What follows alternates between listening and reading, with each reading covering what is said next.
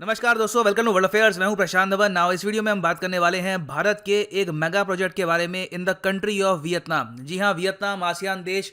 यहां पर आज के समय इसरो बना रहा है एक सैटेलाइट ग्राउंड स्टेशन। ये बहुत ही इंपॉर्टेंट है। ये ना सिर्फ वियतनाम को फायदा देगा, ये फायदा देगा भारत को, उसके अलावा बाकी और आसियान देशों को भी। और सैटेलाइट ग्राउंड स्टेशन आज के समय कई कंट्रीज के लिए एक औजार है अपना इन्फ्लुएंस बढ़ाने का। फॉर एग्जाम्पल आप अगर देखो, चाइना ने आज के समय ग्राउंड स्टेशंस तैयार कर दिए हैं कई देशों में। फॉर एग्जांपल अर्जेंटीना, यहाँ पे आप देखोगे ये अर्जेंटीना, यहाँ पे चाइना बना चुका है ग्राउंड स्टेशन। बेल्जियम जो एक यूरोपीय देश है, वहां पर भी चाइना बना चुका है ग्राउंड स्टेशन। उसके अलावा कई यहाँ पर जो देश हैं, पाकिस्तान में तो खैर इन्होंने मिलिट्री को सपोर्ट करने के लिए कई यहाँ पर सैटेलाइट ग्राउंड स्टेशन बनाए हैं। और इवन जो सेंट्रल एशियाई कंट्रीज हैं उनको भी चाइना कवर कर रहा है धीरे धीरे। तो ग्राउंड स्टेशन बनाने की दौड़ में एक्चुअली चाइना हमसे थोड़ा सा आगे है।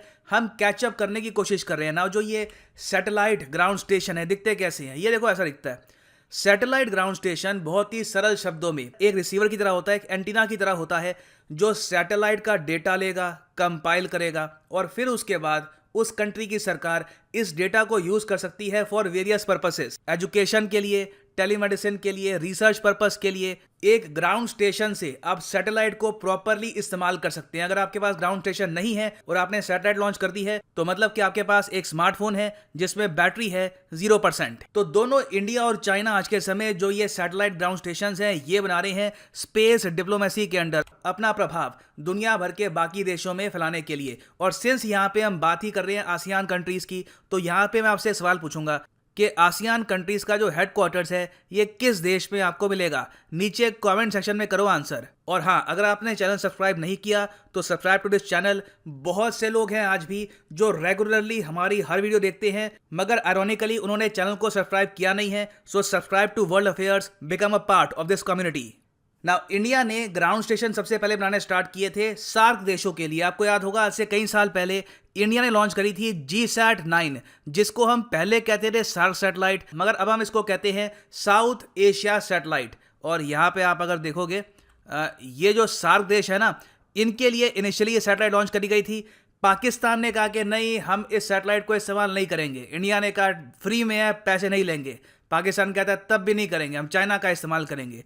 फिर इंडिया ने कहा कि ठीक है, तब भी हम सार्क सैटेलाइट लॉन्च कर रहे हैं। पाकिस्तान ने इसका भी विरोध किया। पाकिस्तान ने कहा कि सार्क कंट्रीज में तो हम भी आते हैं और सिंस हम इस प्रोग्राम का पार्ट है नहीं, तो ये सार्क सैटेलाइट कैसे हो गई। तो इंडिया ने कहा कि ठीक है, आप खुश रहिए, ठीक है, अब ये साउथ एशिया सैटेलाइट हो गई। सो आज के समय सारे सार्क कंट्रीज GSAT-9 से फायदा उठा रहे हैं, सिवाय पाकिस्तान के। नाउ सैटेलाइट तो लॉन्च हो गई है।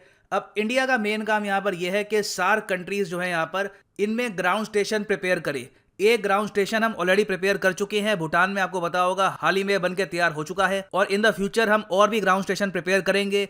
एक हम बना रहे हैं नेपाल में। फिर बांग्लादेश ने यह कहा है कि कंप्लीट हमको असिस्टेंस नहीं चाहिए, इसरो के बस साइंटिस्ट भेज दो, हम उनके साथ कोलैबोरेट करेंगे, हमारे साइंटिस्ट भी यहाँ पर काम करेंगे और मिलकर हम एक ग्राउंड स्टेशन बनाएंगे। तो बांग्लादेश चाहता है कि इनको यहाँ पे टेक्नोलॉजी में भी हेल्प मिले, कल को खुद भी ये अपने ग्राउंड स्टेशन बना पाए। सो बांग्लादेश के अलावा हम यहाँ पर श्रीलंका और इन द फ्यूचर मालदीव्स, यहाँ पर भी बनाएंगे इसरो के ग्राउंड स्टेशन। अफगानिस्तान में इस वक्त हालत खराब है, तो मुझे लगता नहीं है कि आने वाले कुछ सालों में हम यहाँ पे ग्राउंड स्टेशन बना पाएंगे, एटलीस्ट जब तक यहाँ पे स्थिति नॉर्मल नहीं हो जाती। और देखो, ऐसा नहीं है कि इन ग्राउंड स्टेशंस का यूज इंडिया नहीं कर सकता। कल को अगर मान लो कि हम लोग अगर कोई सैटेलाइट लॉन्च करते हैं, तो इन ग्राउंड स्टेशंस का जो डेटा है हमको भी मिलेगा, हम भी यहाँ पे इसको यूज कर सकते हैं। So it is good for everyone. Overall south Asian unity की तरफ ये एक बहुत अच्छा स्टेप था। नाउ साउथ एशिया को हमने कवर कर लिया। अब बात आती है साउथ ईस्ट एशिया की। साउथ ईस्ट एशिया को आप अगर देखोगे तो यहां पर आते हैं ये सब देश, Myanmar, Philippines, Indonesia, Malaysia, Singapore. इन कंट्रीज को हम कहते हैं आसियान देश। टोटल 10 आसियान देश आपको मिलेंगे। इंडिया ने यहां पर डिसाइड ये किया कि सिंस ज्यादातर आसियान कंट्रीज के पास खुद की सैटेलाइट है या फिर किसी ना किसी सैटेलाइट का एक्सेस है इनके पास आज के समय, तो क्यों ना हम यहां पर बना दे इनके लिए एक ग्राउंड स्टेशन और इंडिया की जो दो बहुत ही इंपॉर्टेंट सैटेलाइट्स हैं, इनका एक्सेस इनको प्रोवाइड कर दे। तो हम लोगों ने आसियान के लिए स्पेशल सैटेलाइट लॉन्च करी नहीं है। जो पुरानी सैटेलाइट ऑलरेडी हमारे पास है, हमने ये कह दिया कि इसका डेटा आप यूज कर सकते हैं इस मेगा ग्राउंड स्टेशन से। ये ग्राउंड स्टेशन बनेगा वियतनाम में, मतलब कि यहाँ पे आप अगर देखें, ये यहाँ पे है वियतनाम, चाइना के साथ ये बॉर्डर शेयर करता है। इस मैप से जरा अच्छे से आप समझ पाएंगे, ये यहाँ पे है वियतनाम। और वियतनाम का जो ये ग्राउंड स्टेशन होगा, इससे बाकी सारी कंट्रीज जो है यहाँ पर ये डेटा ले पाएंगी। और वो कौन सी 2 रिमोट सेंसिंग सैटेलाइट्स हैं जो इंडिया ने अलाउ किया आसियान को यूज करने के लिए? तो एक तो है यहाँ पर रिसोर्स सैट 2 और दूसरी है ओशन सैट 2। और ये ग्राउंड स्टेशन बनाया जाएगा एक 4 हेक्टेयर के लैंड पे। यहाँ पर एक मैसिव 11 मीटर का एंटीना होगा जो इंस्टॉल करेगा खुद इसरो। और टोटल कॉस्ट देखिए इसकी होने वाली है 86 बिलियन वियतनामीज डोंग। चिंता मत करिए, इनकी करेंसी बहुत ज़्यादा डिवैल्यूड है, तो 86 बिलियन वियतनामीज डोंग कुछ करोड़ रुपए ही हो गए मैक्सिमम, आप कह सकते हैं 10 करोड़ या 20 करोड़, मैक्सिमम 20 करोड़ का ये अमाउंट यहाँ पे खर्च होगा। और ये जो ग्राउंड स्टेशन है ये बनके तैयार हो जाएगा। और इस ग्राउंड स्टेशन का फायदा हमको भी होगा। मान लो कल को हम गगनयान मिशन लॉन्च करते हैं, तो जब हम लॉन्च कर रहे होंगे वो मिशन, तो उस वक्त हम यहाँ पे वियतनाम के ग्राउंड स्टेशन से भी उसको प्रॉपरली ट्रैक कर पाएंगे। तो आप कह सकते हैं कि इस ग्राउंड स्टेशन से इसरो की जो ओवरऑल रीच है ये बहुत ज़्यादा हो चुकी है। ऑलमोस्ट एक टाइप का अखंड भारत ही हमने यहाँ पे बना दिया है, ऑफकोर्स एक कंट्री को छोड़ के। मगर फ्यूचर के लिए देखो नीड यहाँ पर ये है कि क्वाड कंट्रीज मिलकर यहाँ पर ग्राउंड स्टेशन बनाना स्टार्ट करें, ना सिर्फ आसियान देशों में बल्कि पूरे इंडो पैसिफिक में। इस पर एक MOU पे बात चल रही थी, अभी साइन हुआ नहीं है।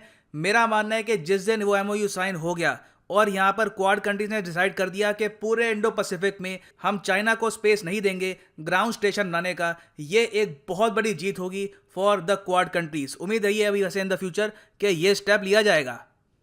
और फाइनली यहाँ पर मैं ये भी ऐड कर दूं कि आप किसी भी एग्जाम के लिए प्रिपेयर कर रहे हैं, चाहे SSC, UPSC, बैंक, अगर आप क्लास 6 से लेकर 12 में हैं, अगर आपको यहाँ पर CBSE के कोर्सेज चाहिए, ये भी आप परचेज कर सकते हैं फ्रॉम unacademy.com। सिंपली जाओ अनअकैडमी की वेबसाइट पर, यहाँ पे क्लिक करो अपने एग्जाम पे। फॉर एग्जाम्पल अगर आप प्रिपेयर कर रहे हैं for UPSC, click on this plus iconic course. दोनों कोर्सेज में पूरा सिलेबस प्रॉपरली आपका कवर होगा। आइकॉनिक कोर्स में बस आपको मिलता है एक पर्सनल कोच जो इंश्योर करेगा कि कोर्स लेने के बाद आप प्रॉपरली इसको फॉलो करें। ना अगर आपका टारगेट है UPSC 2023 तो 1 साल का प्लान ठीक है, मगर आप अगर एक कॉलेज स्टूडेंट हैं या फिर आपके पास टाइम है, यू आर लकी, तो 24 मंथ का कोर्स भी आप परचेज कर सकते हैं। ये आपको पड़ेगा 3000 रुपीज़ पर मंथ का, मगर ये प्राइस कभी भी पे मत कर देना।